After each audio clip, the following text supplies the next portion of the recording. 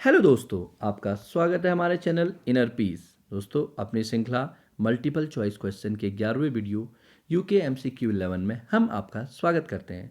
दोस्तों, इन MCQ series के videos के क्वेश्चन को हम समूह हो, एनटी हो, विलेज डेवलपमेंट ऑफिसर हो, फॉरेस्ट रेंजर हो, पटवारी हो, लेक्चरर हो, उत्तराखंड पीसीएस हो या और भी जो उत्तराखंड के एग्जाम्स होते हैं उनके क्वेश्चन से मिला के बना रहे हैं। इनमें आपका हम स्वागत करते हैं। दोस्तों, आगे बढ़ने से पहले हम हमारी टीम के साथ पिंकी रावत जी का, प्रिंसी जी का, संजय पाल जी का, महेश सुयाल जी का, फुरकान अली जी का, पूरन मल जी का, जैनुल अंसारी जी का और मोहम्मद जावेद जी का बहुत बहुत शुक्रिया अदा करना चाहते हैं कि इन लोगों ने हमारे चैनल को शेयर किया, जिससे कि शिक्षा की इस पहल को उनके साथ साथ अन्य लोग भी इसका फ़ायदा उठा सकें। चलिए दोस्तों, आइए स्टार्ट करते हैं यूके एमसीक्यू 11।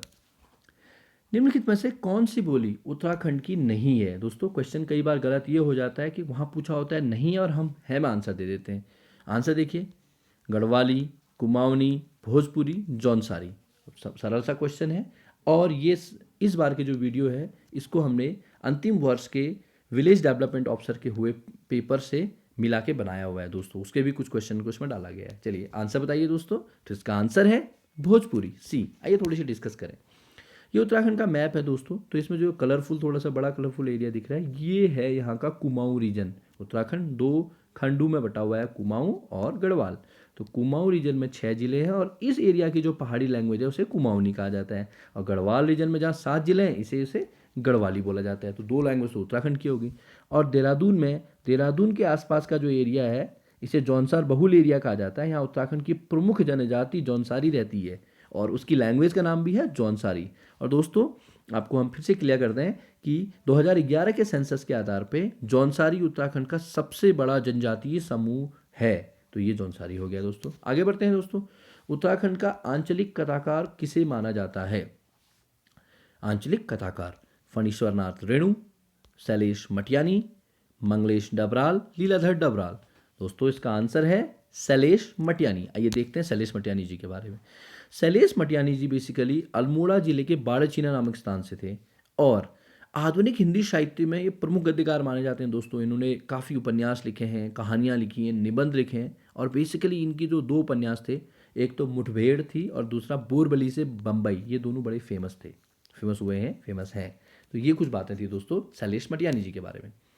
भारत का प्रथम कृषि विश्वविद्यालय कौन सा है? राजस्थान विश्वविद्यालय जयपुर, विक्रम विश्वविद्यालय उज्जैन, जीबी पंत विश्वविद्यालय पंतनगर, चंद्रशेखर आजाद कृषि विश्वविद्यालय कानपुर। तो दोस्तों, कृषि विश्वविद्यालय का आंसर है जीबी पंत विश्वविद्यालय पंतनगर, सी। अब देखते हैं दोस्तों कि ये है क्या।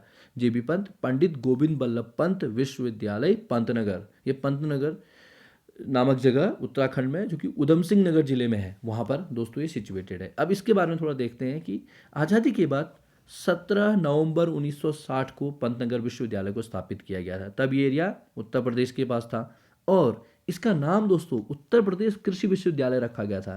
इसका विमोचन पंडित जवाहरलाल नेहरू ने किया था। उत्तर प्रदेश कृषि विश्वविद्यालय। फिर 1972 में, 1960 के बाद 1972 में इसका नाम पंडित गोविंद बल्लभ पंत के नाम पर कर दिया गया, जो कि महान स्वतंत्रता सेनानी हैं, जिनके बारे में हमने हिस्ट्री में अलग से एक वीडियो भी बनाया है। यह विश्वविद्यालय भारत में हरित क्रांति का अग्रदूत माना जाता है दोस्तों। जब भारत में ग्रीन रिवॉल्यूशन आया था तो उसके लिए एक आदमी का नाम बड़ा फेमस है दोस्तों, M S Swaminathan. Doctor M S Swaminathan भारत में और दुनिया में डॉक्टर नॉर्मन बोरलॉग।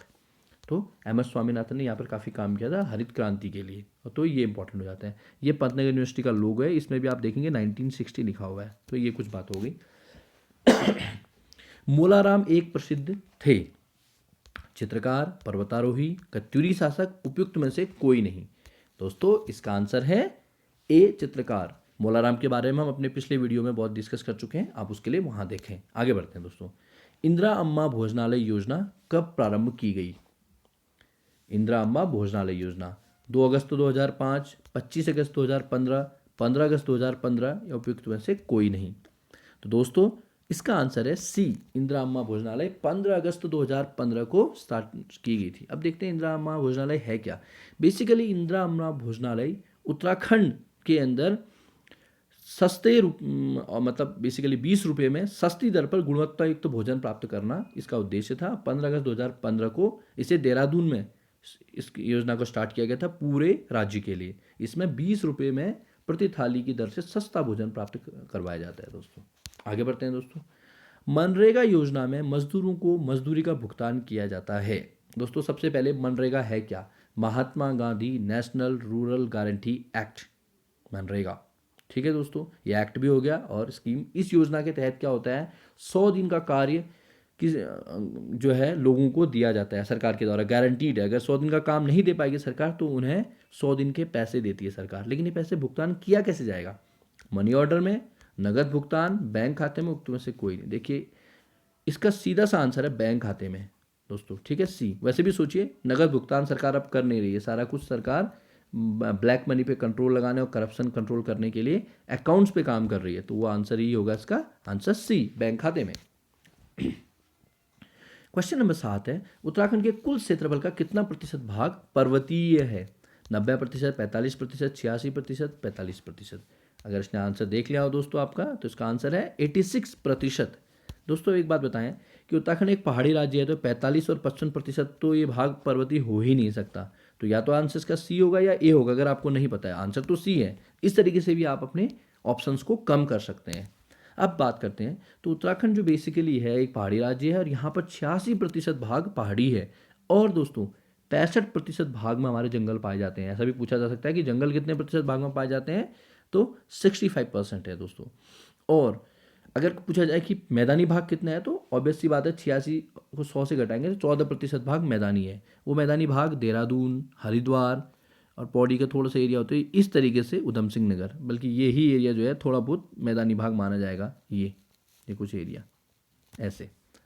तो आगे बढ़ते हैं दोस्तों। राष्ट्रीय रक्षा अकादमी कहाँ स्थित है? नेशनल डिफेंस एकेडमी, एनडीए भी कहते हैं दोस्तों इसे। वेलिंगटन, देहरादून, नई दिल्ली, खड़कवासला।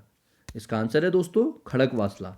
खड़कवासला पुणे के पास एक जगह है जहाँ राष्ट्रीय रक्षा अकादमी स्थित है। अब जो राष्ट्रीय रक्षा अकादमी दोस्तों एक संयुक्त सेवा अकादमी है, मतलब तीनों सेनाओं के लिए, चाहे वो आर्मी हो, चाहे नेवी हो, चाहे एयरफोर्स हो, वहाँ के जो ऑफिसर्स होते हैं उनको एज ए कैडेट वहाँ प्रशिक्षण दिया जाता है। 12th के बाद लोग एनडीए का एग्ज़ाम भरते हैं और जो उसमें सफल हो जाते हैं वो लोग एनडीए में जाते हैं। और एनडीए में 3 साल की ग्रेजुएशन वो लोग करते हैं। उसके बाद उन्हें जो भी सेवा मिलती है, चाहे थल सेना मिले, नौसेना मिले या वायुसेना, उस आधार पर वो उन एकेडमी में जाते हैं। सपोज अगर किसी को एयरफोर्स मिल गई तो एयरफोर्स एकेडमी, जो कि एएफए है, वायुसेना अकादमी, हैदराबाद डुंडीगल चले जाते हैं। किसी को अगर आर्मी मिल गया तो IMA, Indian military academy, Dehradun जाएंगे। और किसी को अगर नेवी मिल जाएगी तो नेवल एकेडमी, कुन्नूर, केरला चले जाएंगे। इस तरीके से 3 एकेडमी भी आप याद कर लीजिएगा। एयरफोर्स एकेडमी हैदराबाद डुंडल, और नेवल एकेडमी कुन्नूर, और इंडियन मिलिट्री एकेडमी देहरादून। ये दोस्तों बात हो गई। आगे बढ़ते हैं। सुमेलित कीजिए। देखिए दोस्तों, एक साइड वन्यजीव विहार बताए गए हैं, दूसरी जगह उनके डिस्ट्रिक्ट्स बताए गए हैं। आइए देखते हैं। केदारनाथ वन्यजीव विहार, ए, उसके सामने लिखा गया अल्मोड़ा। बी, अस्कोट वन्यजीव विहार, नैनीताल। सी, जिम कार्बेट वन्यजीव विहार, पिथौरागढ़। और डी, विंसर वन्यजीव विहार, चमोली। आपको सही कूट बताना है दोस्तों। ऐसे क्वेश्चन में सबसे पहले आपकी स्टाइल होनी चाहिए कि जो चीज़ आपको कंफर्म पता है आप उसको देख लीजिए। तो जैसे मैं अपने बारे में बताऊं तो मुझे सपोज अस्कोट वन्यजीव विहार पता है, जो कहाँ है, पिथौरागढ़ में है। वो क्यों है? क्योंकि अस्कोट वन्यजीव विहार में कस्तूरी मृग के संचालन के लिए, कस्तूरी मृग को कंजर्वेशन के लिए बनाया गया था। तो बी का आंसर 3 जरूर होना है। तो अब अपने कूट में देखूंगा कि बी का आंसर 3 कितनों में है।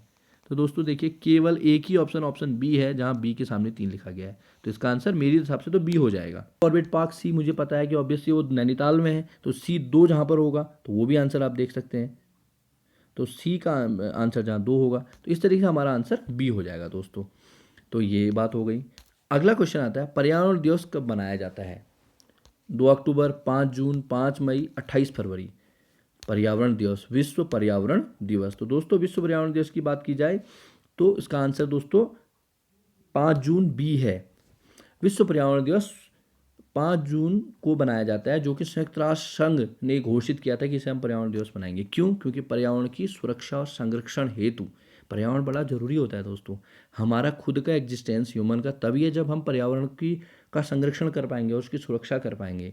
और आज जो है पर्यावरण की सुरक्षा बड़ी कम हो पा रही है, इसलिए वैश्विक पटल पर इसका एक दिवस मनाया गया जो है 5 जून। और सबसे पहले पर्यावरण दिवस मनाया गया था 5 जून 1974 को। ये कुछ बात होगी दोस्तों। अगला क्वेश्चन है, प्रकाश वर्ष किसकी इकाई है? 11वां क्वेश्चन है। द्रव्यमान की, आयतन की, दूरी की या तापमान की?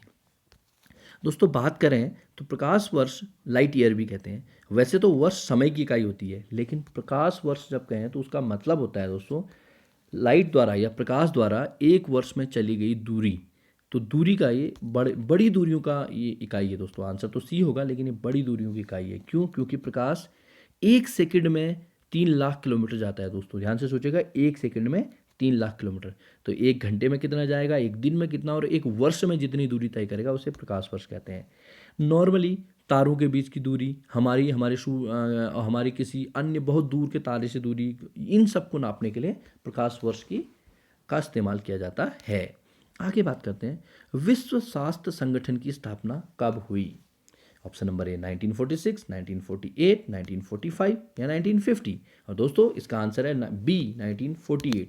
वर्ल्ड हेल्थ ऑर्गेनाइजेशन, विश्व स्वास्थ्य संगठन की स्थापना 7 अप्रैल 1948 को हुई थी। दोस्तों ये भी संयुक्त राष्ट्र संघ की एक सब्सिडी शाखा है, मतलब इसकी मूल संगठन संयुक्त राष्ट्र संघ ही है।